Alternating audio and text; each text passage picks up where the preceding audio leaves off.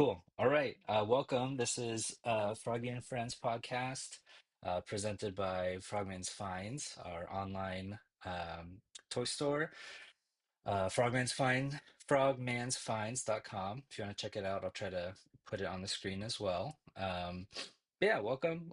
We here talk toys, we talk life, we talk entertainment, we talk photography. So yeah, thanks for joining us. We got Jaden, we got Tiger. Your usual hosts. We're hoping to maybe eventually bring on some guests once we feel like we got our footing. So yeah, we have been chatting about rally racing and F1 before we started, so maybe we'll add that in somewhere near the end.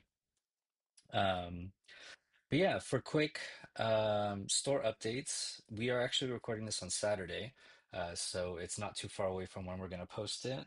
Yesterday, we got in all of our Game Reverse stuff. So we got in Game Reverse Venom, which is huge. We got in the Game Reverse Spider-Man wave from Spider-Man 2. We also got in the extra stuff that we were waiting for last week. So sent out a ton of packages yesterday.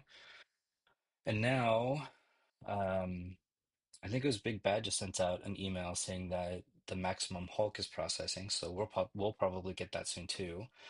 We're also waiting on two McFarlane waves, I think. That should be hitting this month. So, yeah, a lot coming. Um, so today, actually, we wanted to get into some questions that were left on our Discord server. We asked our friends at the Frogman Discord to throw in some questions that we could tackle. But before we get there, um, any recent pickups that you guys had? I know we have one that we were planning on talking about, but yeah, any Oh yeah. recent toy pickups that you got this past week or so? Well, I took your recommendation and I ended up getting not only the Thousand Toys Hellboy, but the Thousand Toys Lobster Johnson as well. And I didn't know that you got Lobster I Johnson. yeah, I was saving it. He's actually really impressive. I was not expecting him to have that sort of like rubberized torso as well, but Hmm. yeah, he's actually really good, and I'm really enjoying him so far. Do you have a one that you like better between the two? I definitely like the Hellboy a little better, but also it just could be because, I know Hellboy a little better. I haven't really read any comics around Lobster Johnson. Although he does look amazing. I That's pretty much the only reason why I got him, and your recommendation as well. Hmm. Uh so yeah, Yeah, he's got good vibes. definitely good ones. For What about sure. you, The Tiger? Hellboy's articulated fingers are really, really neat. I love Oh figures yeah. that have that like a big hand that you can articulate. Like it just feels so cool. You like Hmm. point or flip people off or whatever. But no, I haven't really like picked up anything too big recently. I'm waiting on some stuff. I did bust out the Hawk P40 from the blind box Mm. Mezco, and yeah, he's actually like got some articulation on him and get that high Oh yeah. kick. Got the tank hit on it right now, which honestly I kind of like a little bit more than the regular bomber head. But it's cool. Great soft goods as usual, and pretty fun to pose. It comes with a big rocket launcher and some blast effects and stuff. So yeah, that was like the last big thing that I opened. I'm waiting on some other stuff, but yeah, I'll probably have more to show off next week. Yeah, I still kind of wish I picked up, or I guess that I pulled one of those Hot P40s from that mystery box. Yeah, they really look like a lot of fun. Speaking of Mezco, I know me and you, Jaden, we got the Crab Louie. How you been liking him? Oh, I love him. I got him hanging right here. He's Nice. he's just been hanging around. Yeah, I have been loving this thing. Not only is he just like the cutest little crab, Hmm. but he feels great. Like the articulation isn't particularly anything to write home about, but he just it's hard to describe. He just has the presence. He has Hmm. the feel. The Everything is just perfect, and yeah, he's just a little guy. Hmm. Just a cute little Yeah, guy. Those cloth goods look amazing too. That sweater is like so nicely Oh yeah. knitted. Hmm. Yeah, I feel like I go ahead, Jimmy. Sorry for my I dog, was by just the gonna way. say I can't get enough of them. I mean, Yeah. I feel like the Mezco cloth goods have been improving like year by year. Um I'm actually doing a trade with someone. I have to ship it out after we wrap up, but he's sending me the um exclusive Hazard Hazard Commando Gomez, the one that's like he has black, I think a black shirt and then brown pants. okay, yep. I think it's from a couple Nice. years back. But yeah, I mean, I'm really excited to have him. I think he'll match well with my tangerine whenever she arrives. But yeah, just seeing like watching videos on that and then seeing the cloth goods on Crab Louie is like they really have improved year by year. It's like really really impressive. Oh yeah. It's crazy. Like they're one of the few companies that started out doing that, and Hmm. now they have just sort of perfected the game, at least in 1/12 scale. I know, there's been plenty of Hot Toys and the 6 scale stuff that have been doing that, but man, they've been really killing it, and I think they're finally getting the articulation game down too, which Hmm. is fantastic to see. Hmm. Yeah, I think like you said, like Crab Louie, he has enough. It's not amazing, but yeah, it's enough to do what you want to do with it. I was I grabbed Shipwreck, the G.I. Joe classified Shipwreck, from my G.I. Joe shelf. So I was gonna have them together, and then I forgot that I'm pretty sure Shipwreck he came with just like a almost like an anchor, but it wasn't attached to anything. I think it was supposed to go on his belt, and so then I took when Hasbro was doing the like plasticless packaging, I took one of those like so it's like this like um I Oh, don't the know what you twine, yeah. yeah, the twine, Yeah. and I tied the twine onto that anchor, but it didn't sit naturally, and so then I found a string that I just had in my drawer, and then I tied it onto the anchor, and then I burned it to tighten the knot, and then I put that over his shoulder. It looks so good. Oh, nice. Yeah, so Yeah, that was that's a neat. nice accessory. I want to get like a trench coat for him too, like some people have been doing. Um, Yeah, I he's did just get another pickup that I haven't talked about at all, and it just came in today. Um, I wasn't sure if it was going to come in today because I asked someone in New Jersey, one of our friends, to pick it up for me. He shipped it. Supposed to arrive yesterday. When I checked the tracking, the package was in Puerto Rico. So I was like, I don't know how it goes from New Jersey down to Puerto Rico on its way to California. Um, Mm. so I was half expecting the package to get lost, but it came in this morning to my surprise. oh, Oh yeah, you got Kuga. Hmm. nice.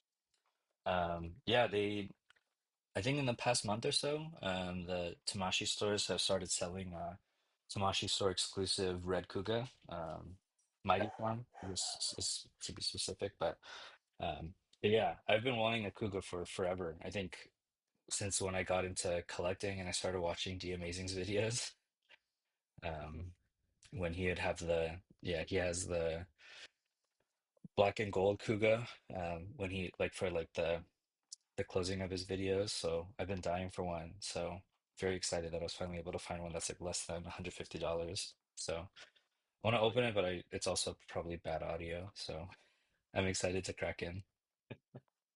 Yeah, that was my first Kamen Rider show that I watched, so I really like that design a lot. And the Shinchoko Seihos are just like top-notch figure arts figures. Like they just Hmm. have better look, better articulation. They feel a little more solid. Like they're so nice. Yeah, I'm trying to think. I maybe my only other Seiho figure is Ultraman. But yeah, he's like his articulation is incredible. Yeah, they're really cool. Yeah. I've definitely heard good things about that whole. I'm not really into that whole scene, but it's been tempting because of the articulation on those guys that look really incredible. And as you know, I'm a sucker for that kind of stuff. Hmm. Do you have any like Toku stuff, Uh, Sentai or like so Rangers or anything? I have MMPR collection from Lightning Mm-hmm. Collection, you know, Mm-hmm. the regular Hasbro line, but that's basically the only thing that I have that's that could be considered. Hmm. Yeah. You have a lot, right, Tiger? A pretty like sizable Toku collection. I only really got into Toko in the last couple years when I joined the toy photography community. I basically learned from everybody in there, but I've got like the original Kamen Rider. I got the Seiho for him. My other favorite one is OOO. Hmm. It's a really cool design, and I've got him, and I got that black and gold Kuga. Mm. So I'm slowly building a little Seiho collection, but yeah, they are pricey. So try to get like the designs that I really like. Yeah, for sure. Unfortunately, a lot of the designs are very cool. Yeah, yeah, the designers for those suits and stuff are really really good at it. So most of them, I'm like, yeah, that rules. I like that. Hmm. Yeah, even the I think it's the current series, Gav, right? The with like the candy theme. Yeah, Just yeah, the baseline Kamen Rider Gav gummy form. Is super good. It's like a super good figure. yeah, yeah, it's really cool. And then they just came out with his ice cream cone form, and he's got Hmm. like a big like whole outfit based on an ice cream cone and ice powers and stuff. It's really neat. Is the show itself good for this season? Yeah, it's been fantastic. I mean, I'm newer to Toku, like I said, but it's been one of my favorite shows so far. Man, it's like one of the many things that I want to catch up on. Before we jump into questions, I also just, since I know I'm opening one for myself, I just wanted to show off just how big.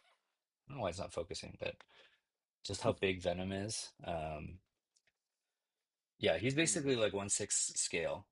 He's huge, which is cool, and I'm really excited to jump in. But yeah, everybody that gets him, they're like, wow, he's bigger than I thought. And yeah, I had when we got all of our packages in, yeah, I told Mrs. Frog, I was like, okay, I'm gonna bring them all back. I could carry all 6 cases of the Game Over Spider stuff, like no problem. And then I had 4 cases of Venom, and it was like breaking my back because they're just so big and heavy.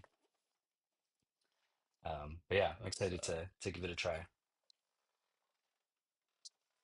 definitely let us know how you think because I've been hearing nothing but good things about that guy. So Yeah, I've heard like he has his articulation is surprisingly good for such a big figure.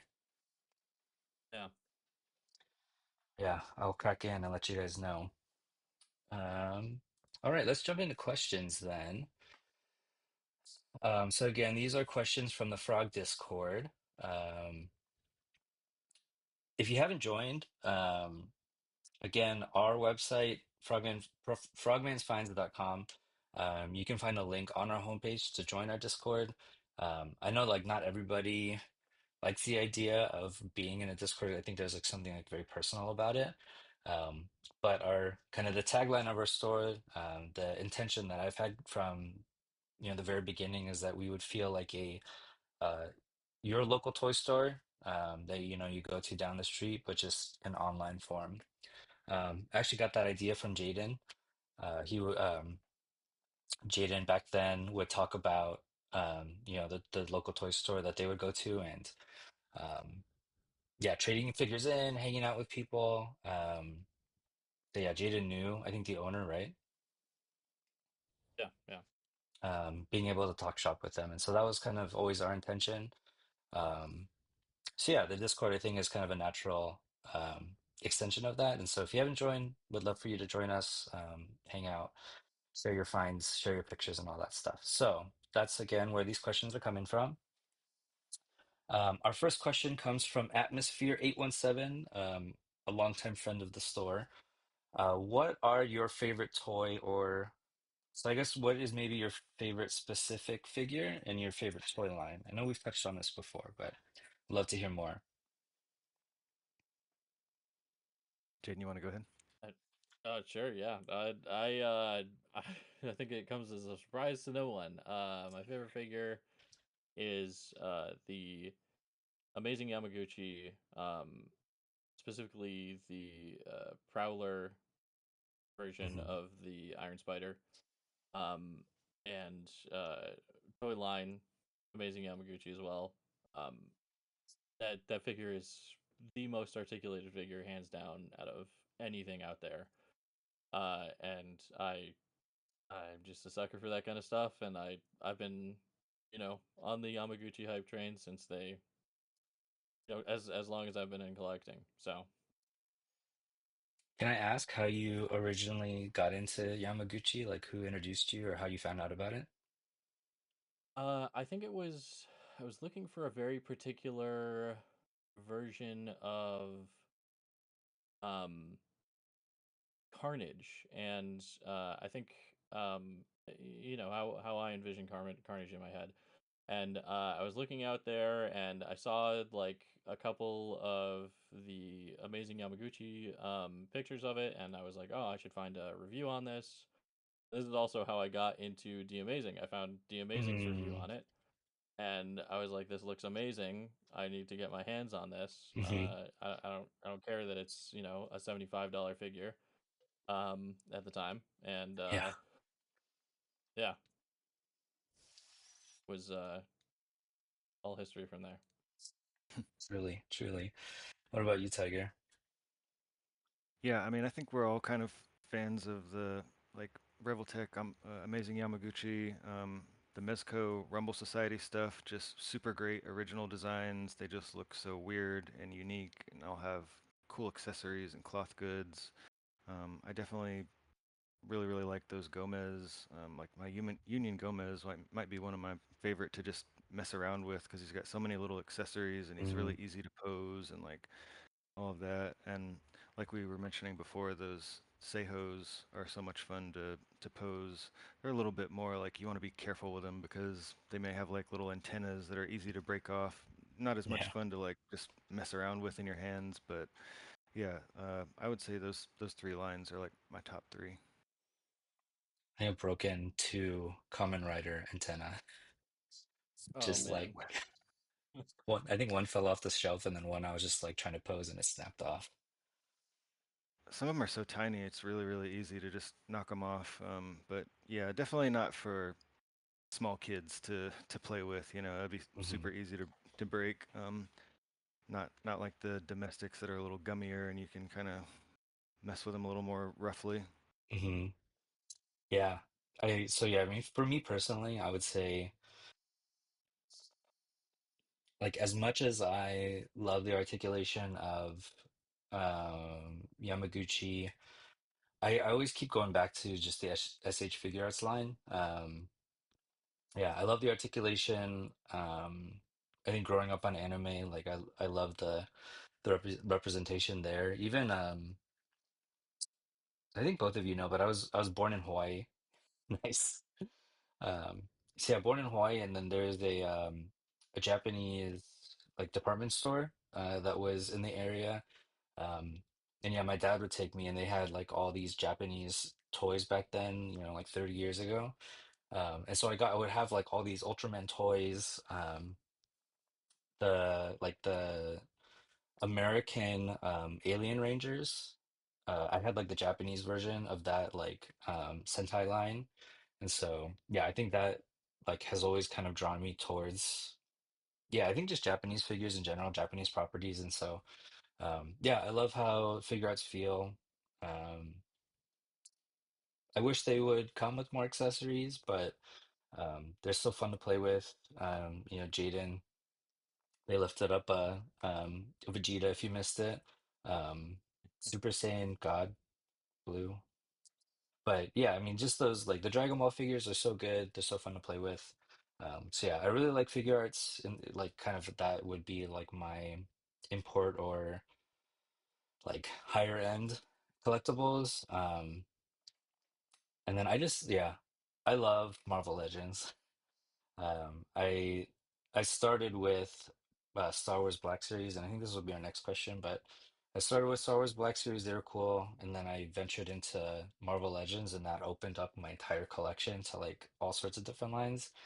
But I think, like you said, Tiger, I love how durable they are. Like it's when I play with them, I would be pretty hard pressed to break them unless it's like, when you first open it and the joints are a little bit tough and you got to warm them up. But um, yeah, like I don't feel like I need to be particularly careful with them. Like I have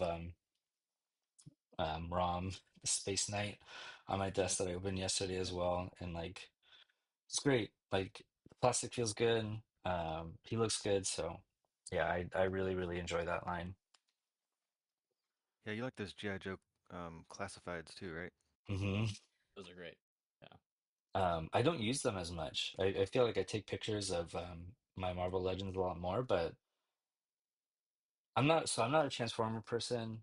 I think the arg like for Hasbro's best line, I think the argument is either it's Transformers or GI Joe because Hasbro owns both of those properties and they can go hard with either of those. But yeah, I mean Joe's come with like a million accessories. Um, they can make their figures like really wacky and cool.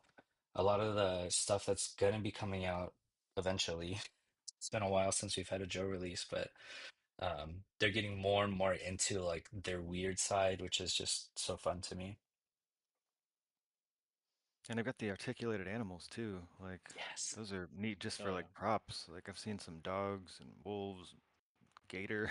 hmm Yeah, I know the Medi Toys, they were just showing off their like World of Warcraft bear.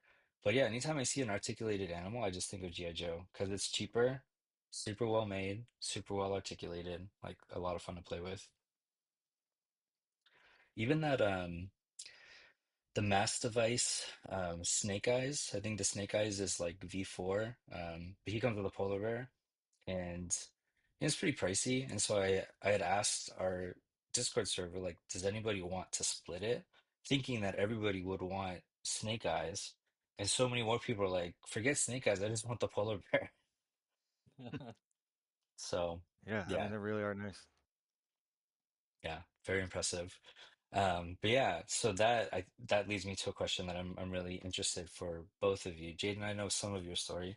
How did you first get into collecting? I guess I can take it away. The I first got into collecting because of a buddy of mine, Ivan. Um, he was I mean he still is. He's still alive. He's a good friend of mine.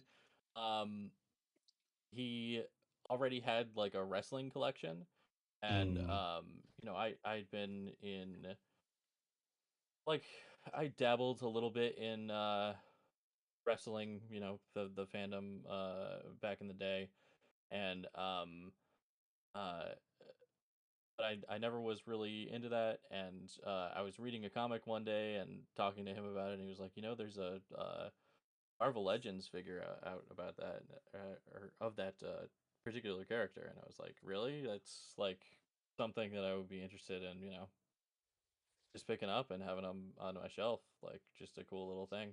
And yeah, the rest just sort of unfolded, and then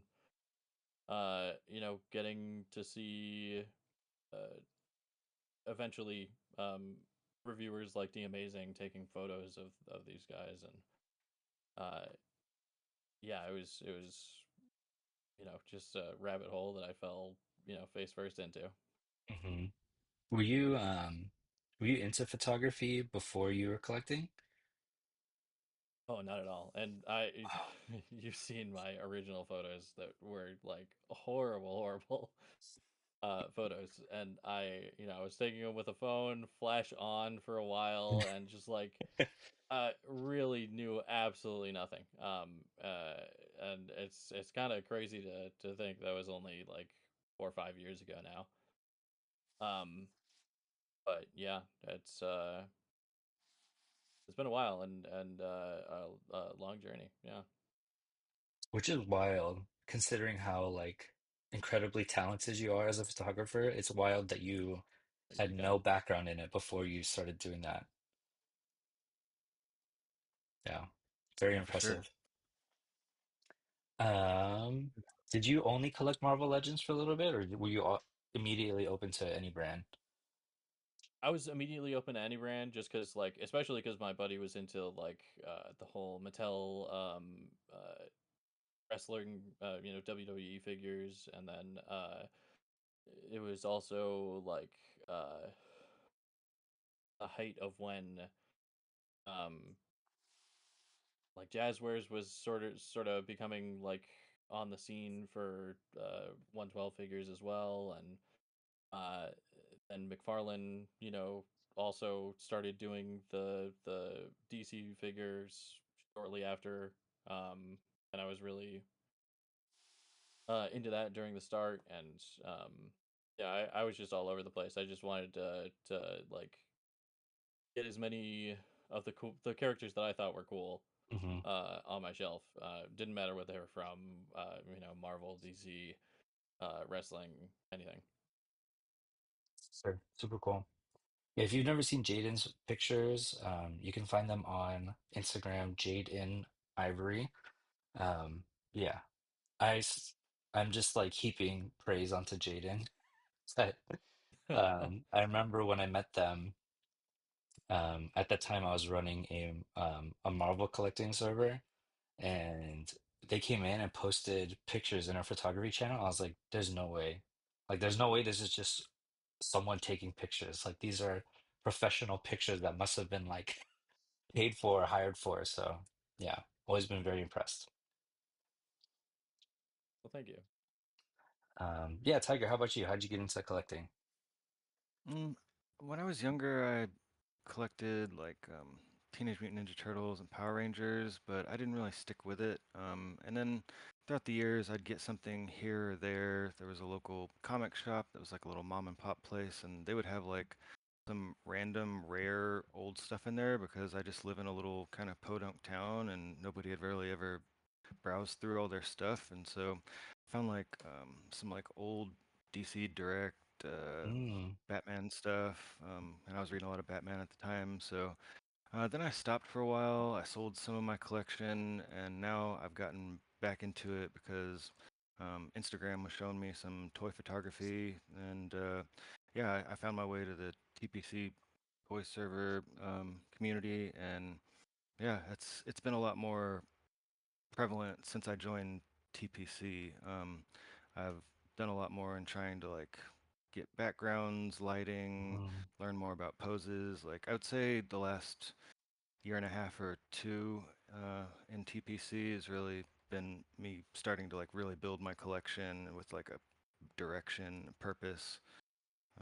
So yeah, it's been a little bit of a journey, just kind of finding the community and all that. But yeah, I super enjoy the hobby and really looking forward to getting better at it and taking more cool pictures.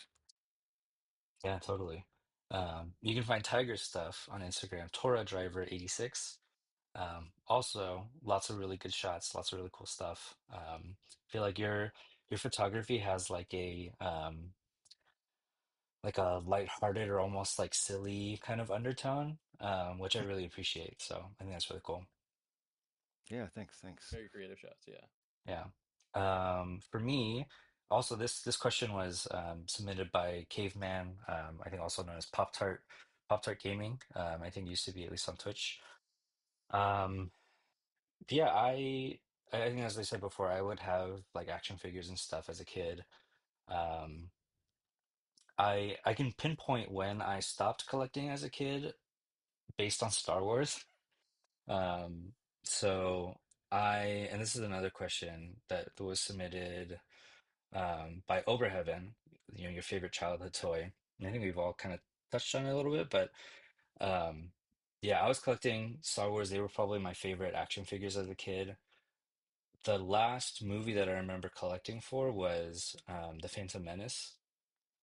And now that Hasbro and so many other companies, they're banking on nostalgia and specifically nostalgic packaging. Um, yeah, they have like, Hasbro has recreated the packaging for the Phantom Menace, Attack of the Clones, and then this year is the Revenge of the Sith. So when I see the packaging for Attack of the Clones and Revenge of the Sith, I don't remember that at all. And so I think that's the point that I had stopped collecting. But I do remember, um, yeah, I think I was in fifth grade. I remember my mom picking me up from school and then going to the store. I think it was Toys R Us, and then finding a Darth Maul on the pegs, and I was like so stoked. Um, but yeah, so that was kind of my background, and then um, fast forward to the pandemic, which is where I think a lot of people got into collecting. Um, I was following James Whitbrook. He is a writer for IO9. Back then, it was part of like the Gawker group of websites. IO9, they write basically like nerd culture stuff. So I was following James on Twitter, and he would post um, pictures of figures that he had picked up, and he was always the one that was doing toy news for IO9. And so I remember he had posted a new Boba Fett figure. It was a Black Series Boba Fett carbonized version. So I didn't know at the time it's not a very popular line for the Black Series, but yeah, I picked up that Boba Fett because he was my favorite character growing up. And then The Mandalorian started shortly after that. And it's like, well, The Mandalorian is just like Boba Fett, but he just like, a different colored armor. So I picked up a Mandalorian figure, and then I picked up, I think before even watching the Clone Wars, like I picked up um, some Mandalorian figures from that show, and then I was like, okay, I'm just gonna collect Mandalorians. Like I just want, I liked them as a kid. I'll just get that. Found out they had released a Luke Skywalker from the beginning of Return of the Jedi when he's in all black, and I was like, well, that was like my favorite version of Luke, so I got to get that. Um, And it kind of snowballed from there. I was like, well, like I also, yeah, I remember getting Darth Maul. He was so cool. So I picked up a Darth Maul. Um, and then at that point, I started seeing Marvel Legend figures. And I was like, well, like I also remember having a Spider-Man figure. Yeah, slippery Um, slope. yeah. So it's a very slippery slope. Um, yeah. And like I said, once I started collecting Marvel Legends, I started looking at G.I. Joe. Um, The Amazing introduced me to like all the import figures. So yeah, it's definitely downhill from there. Caveman also asked how I started Frogman's finds, so I'll try to slip that in here. Um, I've been talking a lot, so I'll try to keep it short. But basically, when I was collecting Black Series to continue funding the hobby, which I think a lot of us do, I was selling figures that I'd kind of like, like they're cool. I got kind of my enjoyment out of them. I'd sell them, and then eventually on Mercari, between Mercari and eBay, I was selling like thousands of dollars worth of figures each year, um, selling stuff, buying stuff, and so I was like, well, um, and I had gone through kind of the learning experience of creating that Marvel community on Discord, and so I was like, okay, well, like I kind of got the community aspect of it figured out, and again, a lot of credit to Jaden talking about going to local toy stores and stuff like that. So I was like, well, I've been selling stuff on Mercari. They take a bunch of the money themselves as like, this the service fee. And so yeah, kind of one thing led to another. And then I ended up opening the store. Right. I opened the store actually right when San Diego Comic Con 2022 had just started. The first pre-orders I think I took for the store were from figures that were revealed at Comic-Con. So yeah. And now, as Jaden was saying, the rest is history. Yeah, it's cool. Yeah. Kind of see where everybody came from. hmm Yeah. Time goes by quick. And it's especially that slippery slope you end up in places and in a level of debt that you never would expect. Oh yeah. No good. Let's see what else we can touch on before maybe we kind of switch over to the entertainment world. This one was submitted by Freeman, another good friend of mine, one of my first collecting friends. What has been one of your most regrettable purchases in the collecting world? Hmm. Oh, there's so many. Oh, where to even begin? I used to be and still uh, probably am still, although not to such a great extent. I like just picking up things from a random line that I've never heard of Mm, before and trying it out, and or that I have heard of before and trying out, the new articulation or whatever, like whenever uh uh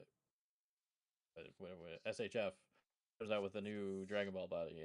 mhm, I Even if I don't know the character, I'll usually pick one up just to at least try it out, and then whether I decide to keep it or not is another question. But there have been a lot where somebody has recommended me a figure. I've just been like, all right, well, I'll give it a try, and then just awful. I 100% could not stand it. There's been a lot of SHF mm, like that, especially the MCU ones. mm, A lot of people would tell me like, "Oh, they're really great now. They've turned around. You can't judge them based on that one figure. You got to pick this one up." And I picked it up, and same thing, awful. I No articulation whatsoever. I had to get rid of it. But yeah, I feel like unfortunately I've been burned the most by SHF and Mayfex. And as mm. much as I do like SHF figures still, yeah, Yeah, and that Mayfix was wasn't good just until recently, so they had a lot of stinkers before. just not a lot of articulation there and a lot of reuse. But what can you do? They certainly look a certain way, and if you're just keeping them on the shelf and have that one specific comic version you want, they're good enough for that. Mhm, But for sure. Tiger, is there anything you can think of? Uh, yeah, I would say when I first started collecting, I grabbed some like older NECA figures, and Mm, they were like very low articulation, very mm, brittle figures. So mm, they broke within a couple years on me. I think I had like the whole Sin City line, and I had some like mm, Pacific Rim, I believe, figures, and they all just fell apart pretty much. So yeah, probably that. Yeah, the lower articulation stuff that I didn't really know that I wanted or not in the beginning. Um, but yeah, not too many regrets. I've got some stuff that I'm willing to get rid of now, but nothing that I'm just like, oh man, that was just an absolute waste.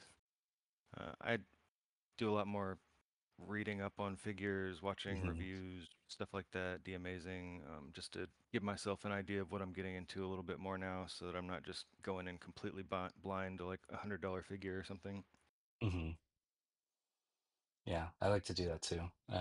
Yeah, having like yeah, especially if it's a higher end figure, like I want to know everything about it before I buy it.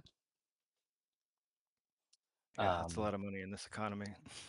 it is, but sometimes I am foolish and I will buy figures. I mean, I guess more like pre-order and then just buying it right when it comes out.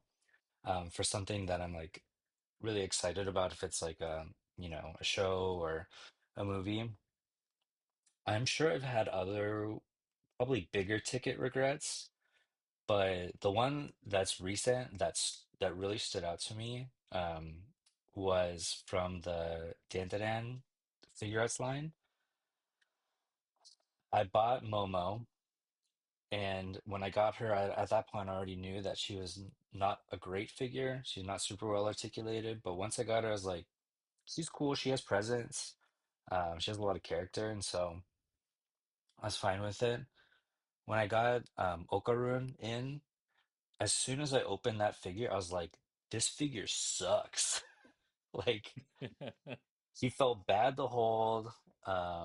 It was hard to change his accessories. His something that I've realized with articulation, that I didn't value as much before, is ankle pivot or ankle rocker.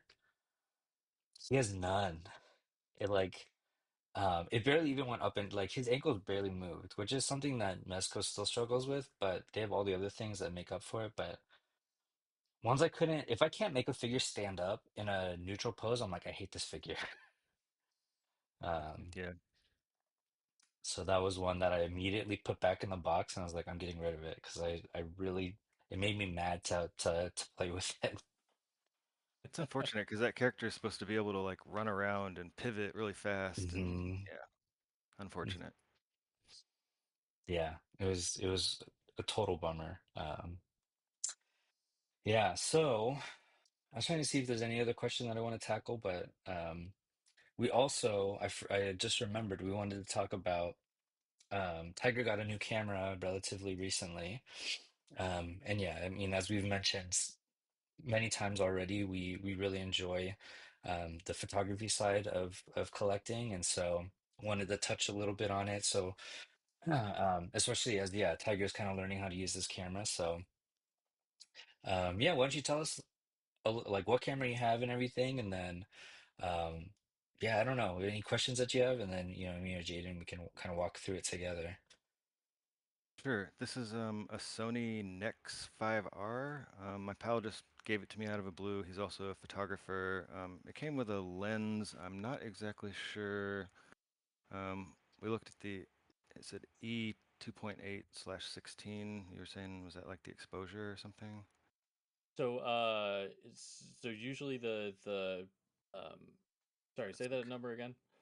it's like I don't know if you can see. It's 2.8/16.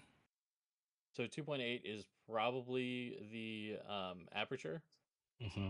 the maximum aperture, so how wide you can have the aperture before it reaches its limit. Um it is definitely not bad at all. It's Hmm. actually pretty fast. The in the lingo. Hmm. Um, uh, 16 is probably. Does it say 16 millimeter or does it say? Uh, no, it doesn't. The next part says 0.24 m and zero point 0.8 feet. 0.24 m is the focusing distance. So it takes like a third of a meter, or like 2 feet, focusing distance. Um, so your subject has to be a minimum 2 feet away from the camera in order for it to focus on it. Okay. I'm wondering if 16 is the highest the aperture will go, the highest setting, or like the smallest, I guess you Oh, should maybe. say. Yeah. Um, yeah, if you're kind of I guess to cover kind of the basics of photography, aperture as Jaden mentioned, I don't have a good thing to like demonstrate it somewhere here, but like I picked up these pliers like. There's so if my hand is the sensor, if we're going back to kind of the origins of photography, if the back is the film that's in the camera, now, a digital sensor, there's a hole in front of it that will open or get open wider or smaller depending on the aperture setting. So the lower the number is, like for Tiger, for yours, the 2.8, it's like a relatively like big um you know big opening for the aperture setting, and then as you go higher in the number, that hole gets smaller and smaller, and that's kind of one half of the exposure equation. So the bigger the hole for the aperture, the more light you're letting in. So the kind of easier it is to shoot in like a darker setting. But the wider the aperture is, it also um, makes the depth of field shallower. I don't know, is there a better way to describe that? So less will be in focus Hmm. with a wider aperture. You see a lot of blur behind and in front, and sometimes even like if we're looking at me as the subject here, maybe my ears will be blurry and my nose will be blurry, but my glasses or eyes will be in focus.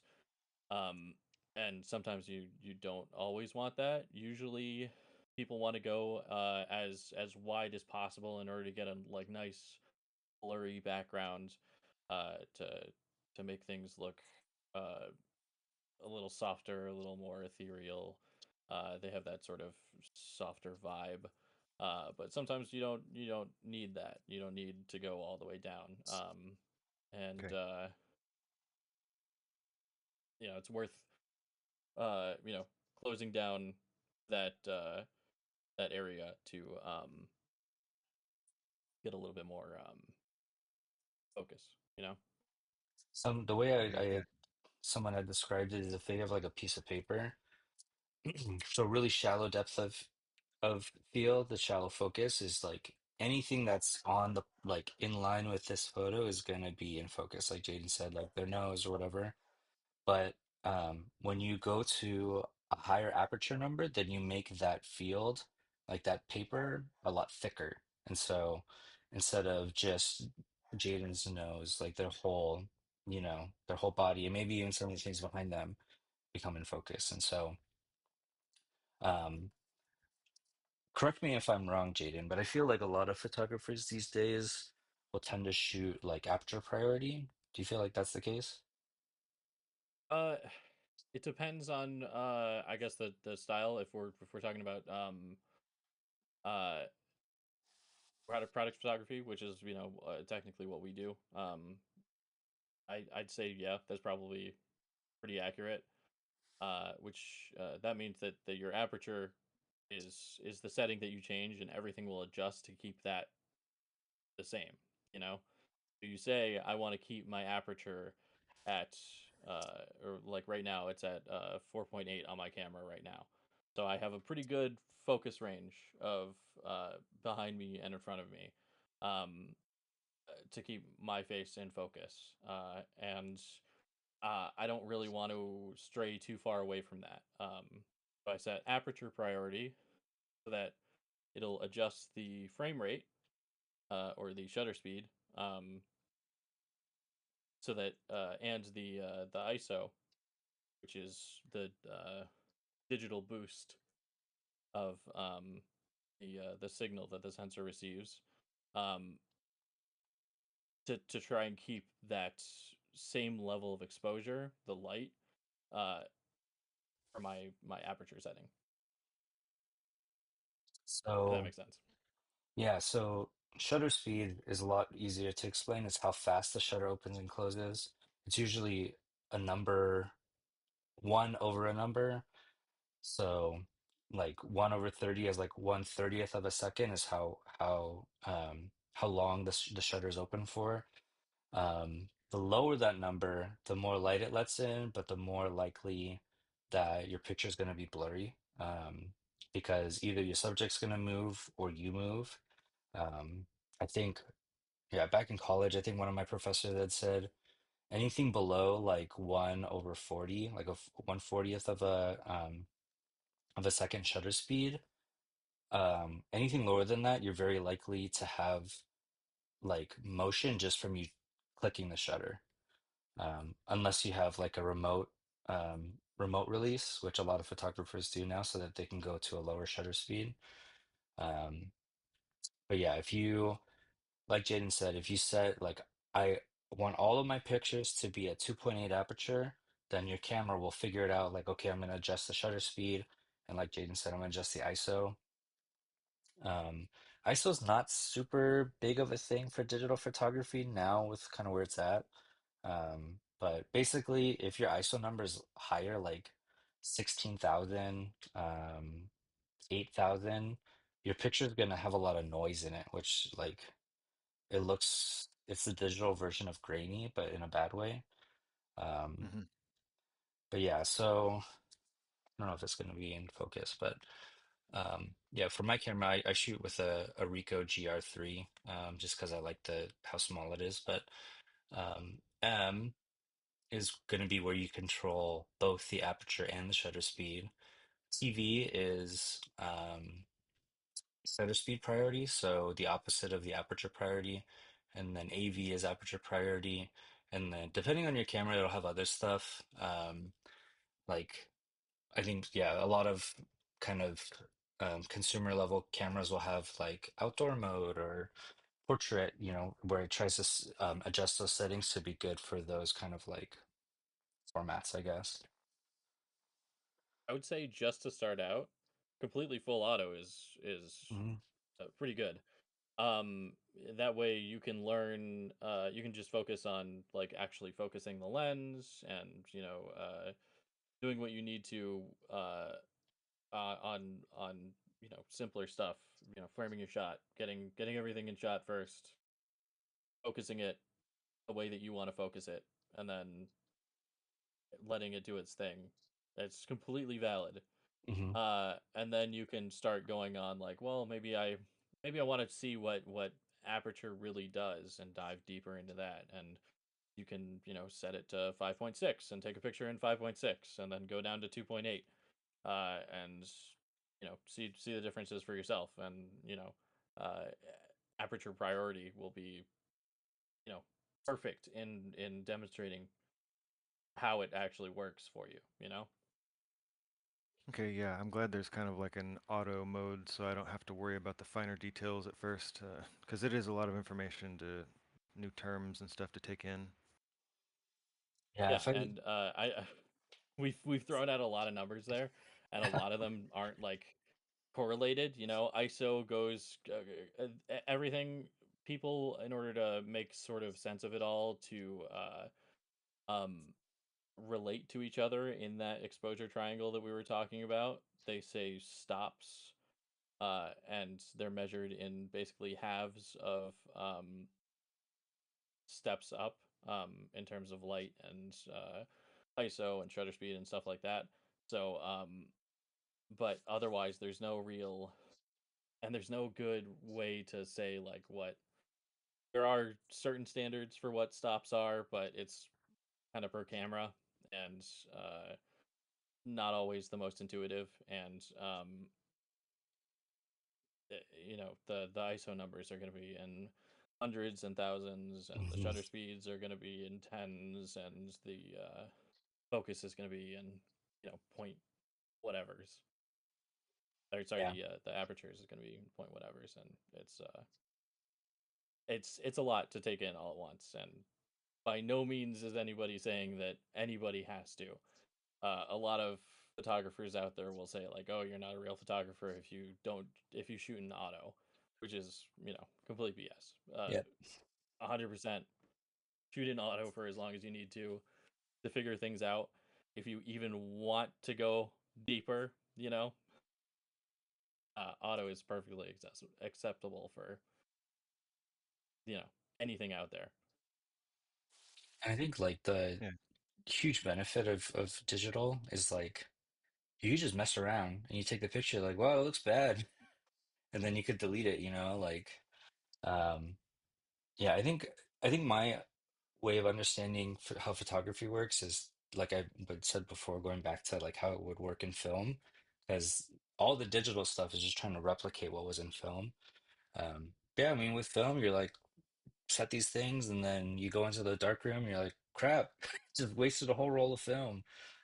But yeah, it's nice that you can really just um, experiment with digital for like with no risk, basically.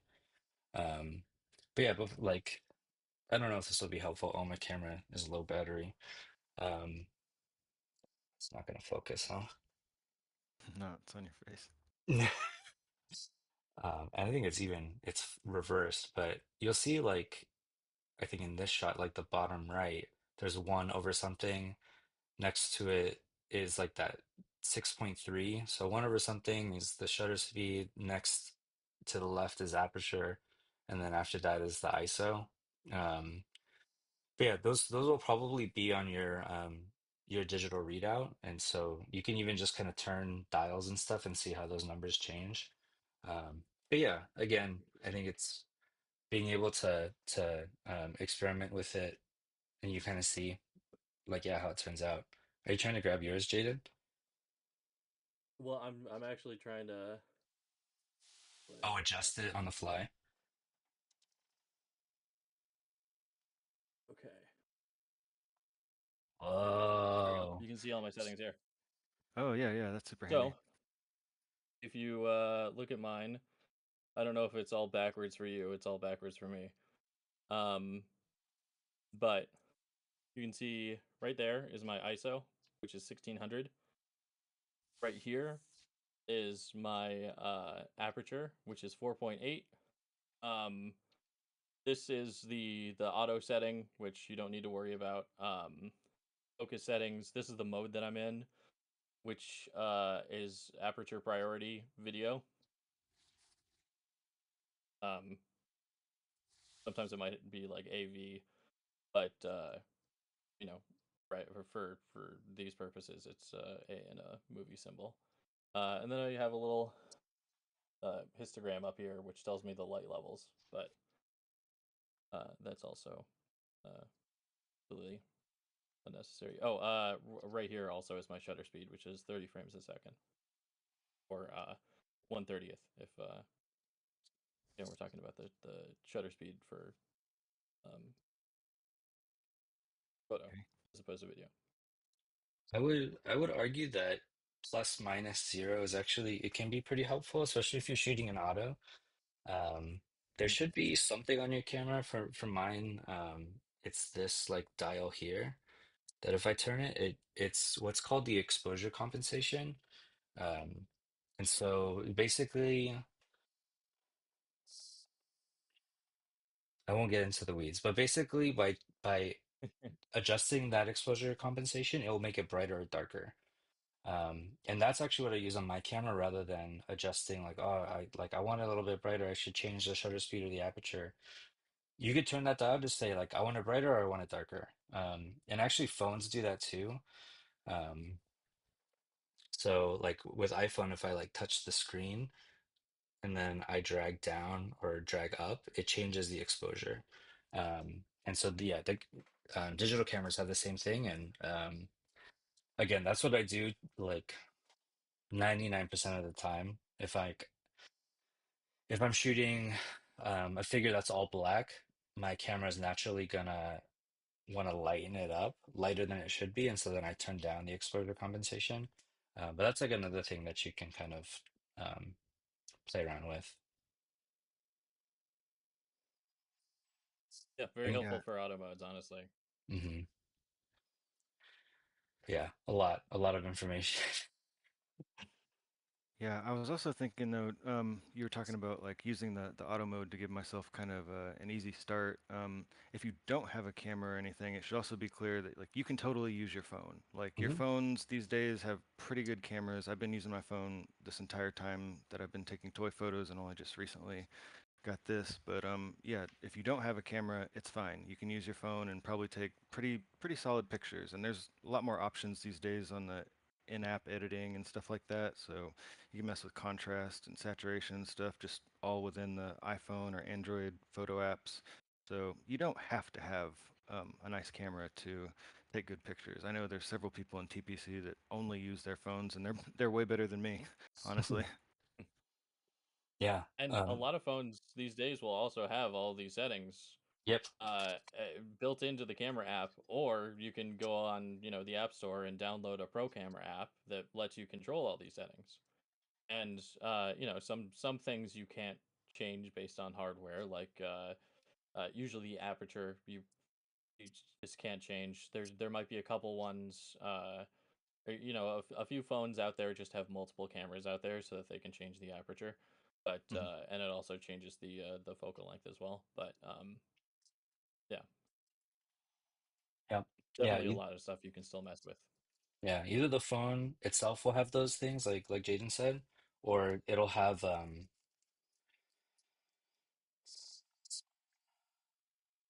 Different apps.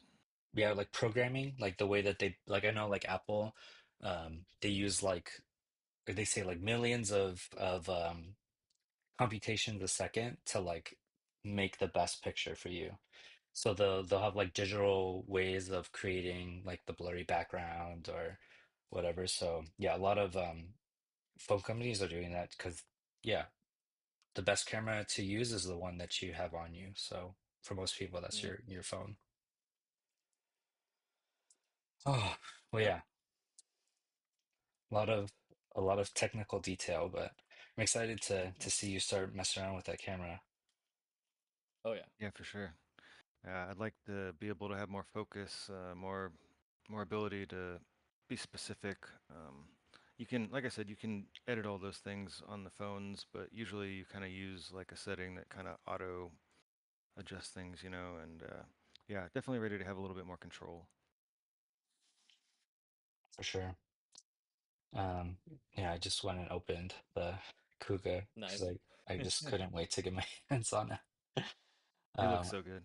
yeah, he's like there's just that premium like matte finish and it's beautiful. Um, I think I'm gonna cut in some of the stuff you're talking about with like rally racing and Formula One. Carlos Sainz Senior is also a rally car driver, and Carlos Sainz Junior mm, is an F1 driver. why does it work And that way? Like, did the dads start in F1 and then moved over to rally, or they were always rally he drivers? did, yeah. Oh, So Jos Verstappen didn't get any podiums. He was, by all accounts, pretty bad F1 driver, but he moved over to rally, and that seems to be his calling. But he has a hell of a son. I could see that. Like, I feel like if yeah, if you're an F1 racer, it's like so detailed and planned. You do that for a while, and then you're like, I just want to go wild, and then you switch over to rally and Yeah. just yeah, go for it. I Sounds feel like it's fun. a 50-50. Some apparently a lot of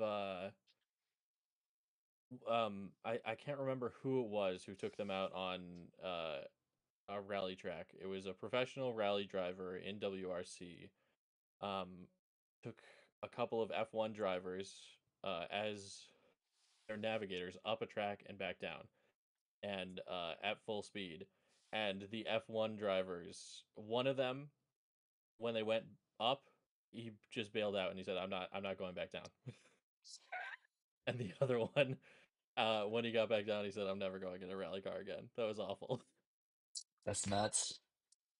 Yeah, but that would be scary. So, oh yeah, I can't even imagine because like a lot of the time you also need a nav because there's two people in the car. There's the driver and the navigator, and you need both of them to understand how the car works so that you can fix it if something goes wrong. Hmm. But also you need the navigator especially because you're going 200 miles per hour down a dirt road with corners that have zero visibility to what's next. They have to physically Man, read off like all the instructions on what's coming. It's that's like It's insane. it's just chaos. oh yeah, it's really like high intensity.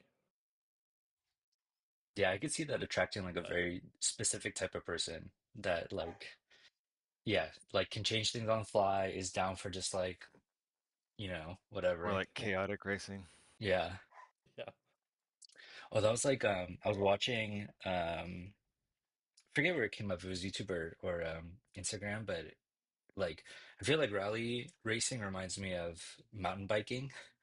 And it was a dude that was supposed to go down like this path that was like on a mountain, and he hit the wrong brakes as he was going down, and he flipped off his bike and then fell down the mountain. Mhm. And like his whole team was like freaking out, but he was able to, I think, grab onto a tree or something as he was on his way down, and he was fine. But like, Yeah, Jeez. I could I can't never. imagine. Yeah.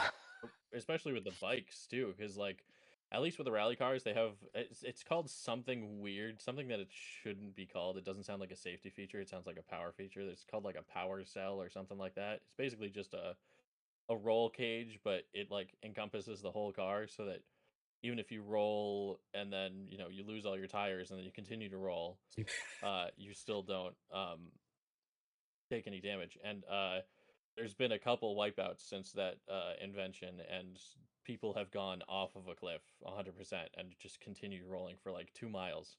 And God Insane. damn. they've just walked out and been like, yeah, it sucks. I made a mistake. And like, maybe once we get the car fixed, we'll, come back. And it's like, are you not even like taking a medical break? Like, what? You gonna let the Damn. doctors look at you? What's happening? That's nuts. Yeah, that's wild. Anything else you guys have been playing or enjoying watching lately? I uh I recently got into the last season's, or I guess this season of Drive to Survive, because it's about last season of F1. Oh yeah, But yeah, yeah. that's been pretty much the extent of what I've been watching.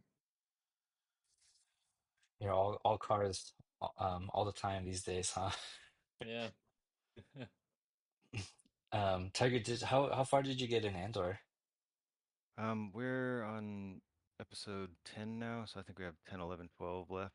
Mm, So we're past some of the big emotional stuff, but I know that there's still a lot a lot in those last few episodes. It's been really, really good. The best Star Wars thing I've seen in a minute, hands down. hmm. Absolutely. Yeah, we just finished episode 9 last night also. Jaden, you gotta watch it. I like it's been so fascinating. And I was like chatting with Freeman, who I mentioned before. Um, like when you watch Star Wars A New Hope, it's like, oh, these are the rebels. Oh, cool, their base is here. Oh, they gotta fight the Empire. They gotta blow up the Death Star. Oh, they blew up the Death Star. They win. Um, Andor makes like, and I'm sure George Lucas didn't have this in mind, but Andor adds all the backstory to make the things that happen in A New Hope like so important. Um, and I think especially right now, watching America take the descent into fascism to watch in this fictional setting, like that's happened, like, but the emperor is smart and, well connected and everything, and how that plays out, and then how um the rebellion has to work around that, the sacrifices they make, the huge mistakes that they make, the ways that that sets them back, Definitely. um, is like it's so fascinating. Yeah, I Yeah, think it kind of breaks some new ground for Star Wars because I think this is the first time they've ever actually used the word genocide in yeah, Star Wars. And man, when they do, it hit. Like it was like, whoa, we're yeah, talking about like serious, like real life kind of stuff. yeah, um, yeah. And for just a little bit of context, I don't think it's too much of a spoiler. They A character calls an event genocide because it is, but the empire and the state media is spinning it as, oh, um, the empire had to do this because the people of this planet, they were ruthless savages, and we need to memorialize the Imperials that died there in this rebellion. And how I think specifically this character says the loudest voice in the room determines what's true. Um, and because the Emperor's voice is the loudest, Fox News' voice is the loudest, they get to write the narrative. And this character is saying, no, that's not what happened. What happened was genocide. And just things break off after that point. But yeah, it's incredible. cannot recommend it highly enough. And definitely echoing some stuff going on right now for sure. Yep, absolutely. So, if you ever change your mind, Jaden, We'll see. cool. Well, If I we've do, been that's going to be the first on the list. for sure. I think we've talked long enough. Yeah. Any closing remarks or anything that you didn't get a chance to say before we head out? No, I like taking questions. I think we should definitely take some more of those. Nice to communicate with people that are listening and, also like figure out like the kind of stuff that we're all three into and what we're like not so much a fan of. And yeah, we should definitely do more of that. For sure. Yeah, cool. Well, thanks for joining us. We will see you again next week. We have been dropping our episodes on Monday, and so look out for that on our YouTube. YouTube.com/Frogman's Finds. I think we'll get you there. I'm going to try this week to put them onto audio only platforms as well, Spotify and all that stuff. So if that works out, then you'll hear it on social media, or on our Discord, and we'll let you know. But yeah, this has been Froggy and Friends podcast again from frogmansfinds.com. Thanks for joining us, and we'll see you next time at the pond. Yep, y'all have a good one.